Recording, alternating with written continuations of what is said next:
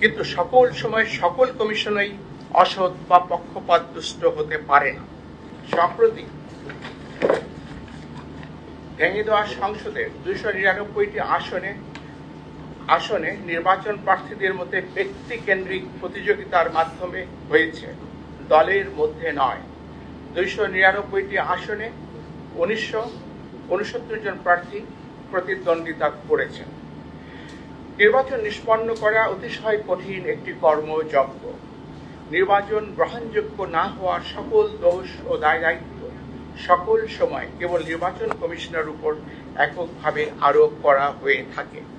একটি কমিশন না হয় অসৎ বা পক্ষপাতদুষ্ট হতে পারে, কিন্তু সকল সময় সকল কমিশনই অসৎ বা পক্ষপাতদুষ্ট হতে পারে না। কমিশন বিভিন্ন কারণে নির্ভেজাল গ্রহণযোগ্য নির্বাচন করতে অক্ষম বা অসমর্থ হতে পারে। বিদ্যমান ব্যবস্থা আমাদের বিশ্বাস কেবল কমিশনের পুনর্বিন্যাসের মাধ্যমে অবাধ, নিরপেক্ষ, কালো টাকা ও পেশি শক্তি বিবর্জিত এবং প্রশাসন ও পুলিশের প্রভাবমুক্ত নির্বাচন নিশ্চিত করা যাবে না। নির্বাচন পদ্ধতিতে দুর্ভেদ্য মৌলিক সংস্কার প্রয়োজন হবে। রাজনৈতিক সংস্কৃতি ও আচরণে এবং বিশেষত প্রার্থীদের আচরণে পরিবর্তন অবশ্যই প্রয়োজন হবে।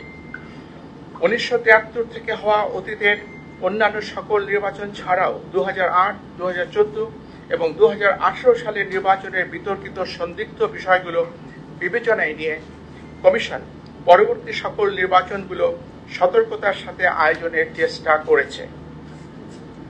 জাতীয় এবং স্থানীয় সরকারের বিভিন্ন স্তরের নির্বাচনে দিনের বেলায় ব্যালট পেপার প্রেরণ, কতিপয় উপনির্বাচনে ভিডিও পর্যবেক্ষণ, ইভিএম এর ব্যবহার, দেশের সকল জেলায় একই দিনে, তবে প্রতিটি জেলায় প্রশাসনিক সীমানার মধ্যে মাঝে 3 থেকে 5 দিন বিরতি দিয়ে 5 থেকে 6টি ধাপে নির্বাচন অনুষ্ঠান, সরকারি কর্মকর্তাদের ব্যাপকভাবে রদবদল ইত্যাদি গৃহীত